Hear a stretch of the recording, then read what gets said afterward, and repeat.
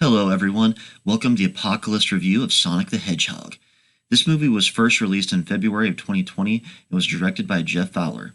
It's in the fantasy/sci-fi genre, and I will add that it's in the video game adaptation subgenre as well. Going in to see this movie, I was with a motley crew. We were celebrating one of my friend's birthdays, who was a longtime Sonic fan, and went as a relatively larger group that included people as young as a 9-year-old girl and my father-in-law from China. The baseline for what everyone knew about Sonic going into this was therefore very broad, as the 9-year-old is mostly familiar with newer iterations of Sonic, while the friend celebrating his birthday is in that sweet spot where he knows both the old and the newer stuff, and our Chinese friend who knows nothing about Sonic and was about to have his very first taste of what the blue blur was all about. The amazing thing is that every single one of them enjoyed it. Amazing! Finding anything a group like this unanimously enjoys is rare, so it's safe to say that they must have done something right with this film. So, what about me? I'm not going to lie, it's probably no surprise I'm pretty excited to get into this one. What exactly is my history with the franchise, and what were my thoughts? For my part, I grew up playing video games. My first system was an Atari that my dad found abandoned in one of the warehouses in the garage, or in the storage facility sector of A to Z Rental where he worked. Shortly after I was able to get into Nintendo because friends and some people in my family had one. It's funny the memories that you can remember from when you were a kid, but I actually do recall the first time I heard of Sonic. I was in first grade at a Catholic school, and yes, I had none for a teacher, and maybe someday I can get into some of the crazy stories surrounding that, of which, believe me, there are many. Anyways, my best friend, a kid named John, and I were with another kid we hung out with sometimes named Matt. John and I would often have sleepovers on Friday nights where we would go out bug hunting, trying to catch crawdads/crayfish, or just general exploration outside during the day. But at night, we'd always stay up late playing Nintendo games. Matt knew this and told us of a new system, a mysterious system I might add, called Sega, that was even better than Nintendo? According to him at least. There was a game for it that he specifically talked about called Sonic the Hedgehog, and it was so awesome that we just had to spend one of our Friday nights at his place playing it. I remember I asked him if he'd beaten it yet, because you have to remember this was well before the internet and most kids didn't have strategy guides, not to mention many early games were cryptic and tough as nails. So to beat a game was quite a feat, as you usually had to figure most of it out for yourself. He said he had actually beaten it and mentioned that the last level was called Brain Scramble Zone or something like that. I don't know why, but I remember it all specifically, probably in part because both this new system, which, seemed kind of magical, and seeing Brain Scramble Zone intrigued me. We went over to his house one Friday shortly after that, and I had my first encounter with the blue blur. Yeah. I was essentially a Sonic fan from that point on. Once I got into the Sonic video games, I loved them almost as much as I did Mario or Zelda, maybe even more so for a time. There were also a couple of cartoons playing at the time where I found out that Sonic was fighting for his freedom on the planet Mobius against the evil forces of Dr. Robotnik, like William Wallace of Scotland fought for freedom against the King of England. I would try to get up on Saturday mornings early enough to watch episodes of Sonic, though the cartoons weren't nearly as good or detailed as the comics. Because I loved the game so much and enjoyed the cartoons to some degree, I really got into collecting the comic books and couldn't wait for each issue that Archie Comics released. At some point in high school, as I got distracted with other things, I quit resubscribing to the Sonic comics. Still, it was a sad day when I heard that Archie Comics announced that issue approximately 290, I think, came out in December of 2016, and would be the last comic they were publishing for the franchise, and that the series was ending. It was such a big part of my youth that it felt like a small blow to the gut when I heard the news. I didn't really intend to ever renew again, perhaps, but it was just comforting knowing that they were out there if I wanted to. Who knows, for my kids or something. My first child was actually born last week. Come on, think of the children! Kind of like with Snickers, I'm trying to eat healthy, so I'm not buying them much anymore for myself, but I still enjoy seeing them on shelves, tempting me when I wait in line at the grocery store, and knowing that should I buckle under the pressure of an intense craving on a particularly tough day in this beastified tale of life, they are there ready to be consumed and satisfy that candy-sized hole in my belly, or to buy them for my kids. The games, aside from my experience in first grade at my friend's house, as previously mentioned, I eventually got a Sega Genesis at my mom's house. Oh yeah, that's a system all the cool kids had. 16 bits of awesomeness. Mortal Kombat with blood. We all thought so, at least. Sega does what Nintendo don't, as claimed by Sega at the height of the console wars at the time. Castlevania Bloodlines, Vector Man, and of course, Sonic the Hedgehog. Growing up, I lived through much of the through much of the console wars, a rage between Nintendo and Sega during their heyday, as they fought for dominance of the video game scape. Like many other kids around my age, we didn't have the luxury of owning more than one console or even very many games. The ones you did have, you would play the living shite out of. Though eventually, after my parents' divorce, I did end up getting a Super Nintendo at my dad's house as well, so I was lucky enough to have both. Anyways, getting back to my Sega, I got a system that came bundled with Sonic 2. It was amazing, and the first time I got all the Chaos Emeralds and saw Sonic turn gold and become supersonic, it blew my mind.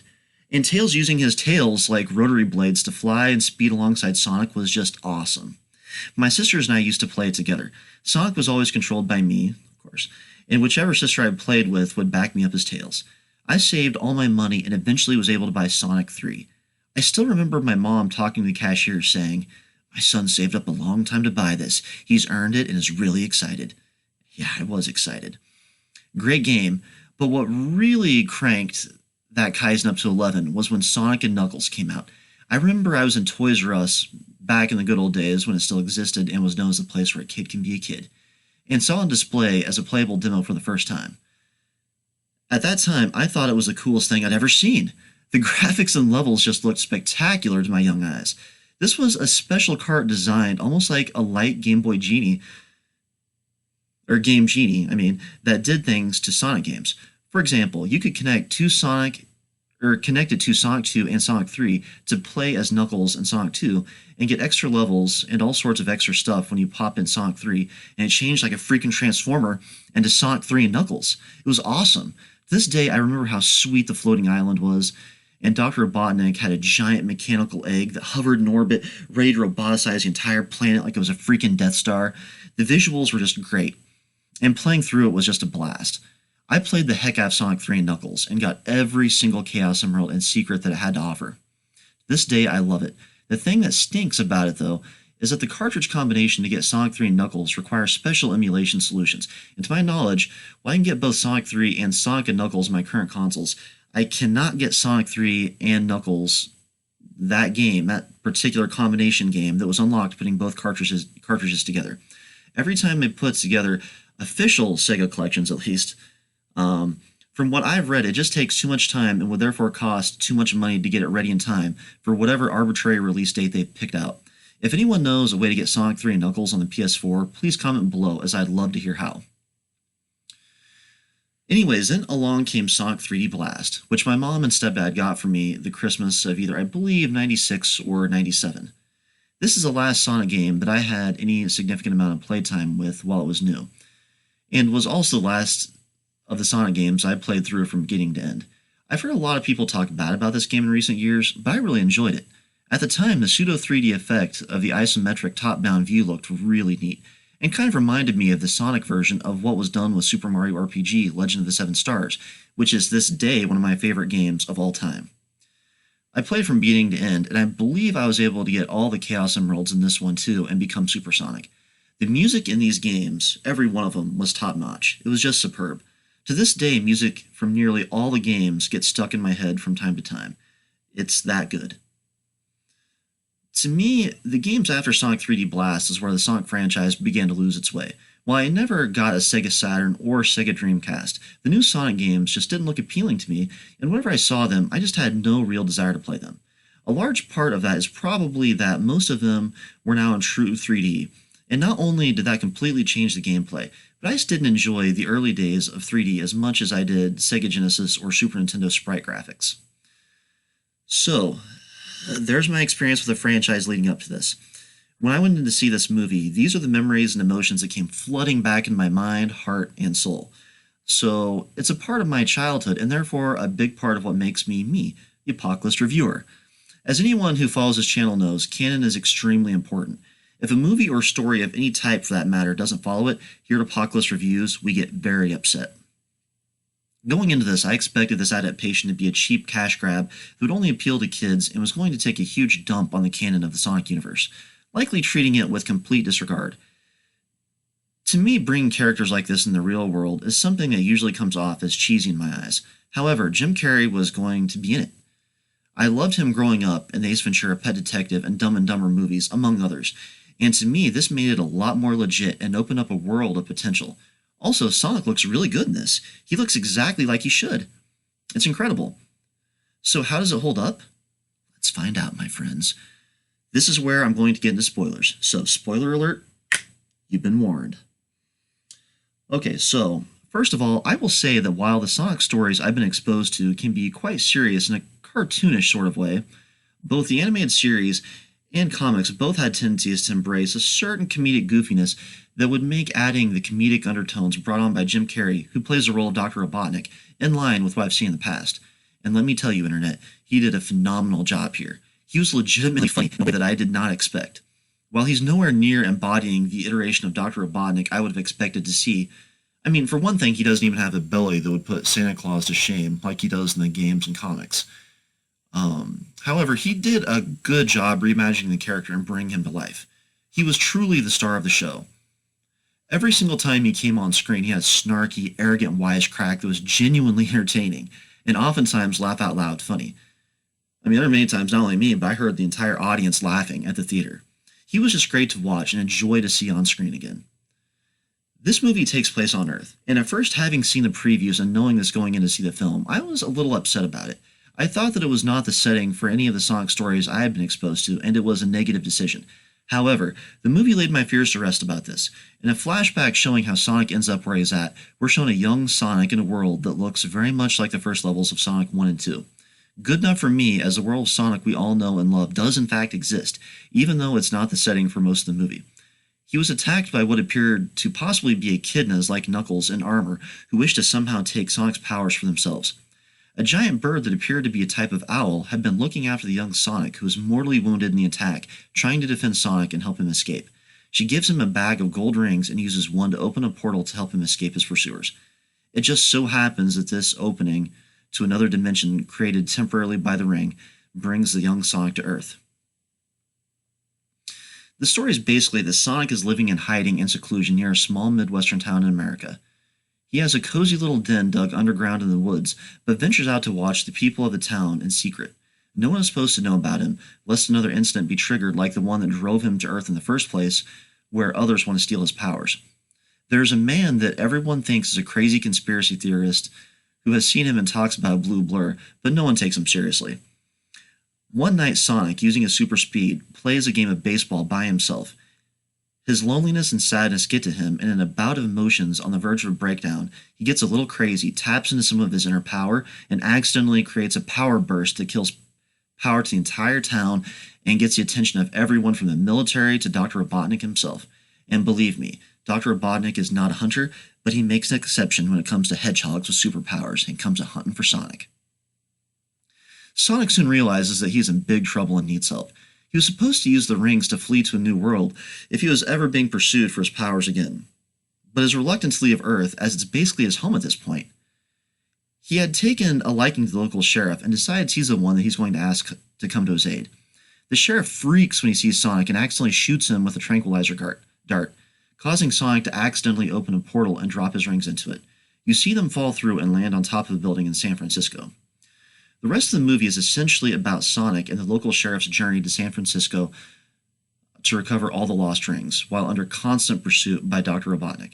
They do get the rings, and Sonic is forced into a showdown with Robotnik in one of his super advanced flying ships. Deciding that he's done running, Sonic engages the evil Dr. Eggman, as he was sometimes called in the comics, and ends up banishing him to the Mushroom World, which is where Sonic had originally intended to flee himself. The sheriff offers to let Sonic move in with him and stay in his attic, and it's a happy ending for Sonic, who finally has a home and friends he's dreamed of for so long. Then, much like a movie from the Marvel Universe, we get the post-credit scenes, I should say, which are the icing on a rather delicious cake. The first one shows Dr. Robotnik in the Mushroom World after being stranded there for maybe months. It's at this point that he really starts to look like the classic version of the evil doctor that we've seen in the Sonic comic books, games, and cartoons, for example. His mustache has grown longer and bushier, and he's wearing goggles. Not to mention, he's now got a shaved head. Still not as round as the video game version, but he's definitely got the look anyways. We then see Tails, using his dual tails like helicopter blades to fly just like in the games, coming through a portal into Earth. He briefly mentions something about, he's here, before flying off towards the town Sonic calls home. When he doesn't specifically say Sonic, or while he doesn't specifically say Sonic, it is heavily implied that that is who he's here to find. So I would recommend this for anyone interested in one or more of the three following things: the Sonic the Hedgehog franchise, seeing the hilarious comedy / acting of Jim Carrey, or 3 good old-fashioned kid-friendly movies that the whole family can enjoy. With regard to those 3 things, I'd give it a 8.75 out of 10, as it's definitely above average.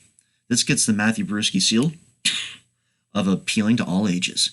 You may ask, do I mean ages like the Ice Age / Stone Age, for example, or age based on people's birthdays? The answer is both, my friend. Yeah, this bad boy is that universal. Dr. Robotnik's character was written very well along with his dialogue. The movie is worth seeing to watch comedy legend Jim Carrey alone. This is the Apocalyst review of Sonic the Hedgehog. Thanks for watching. Don't forget to like and subscribe.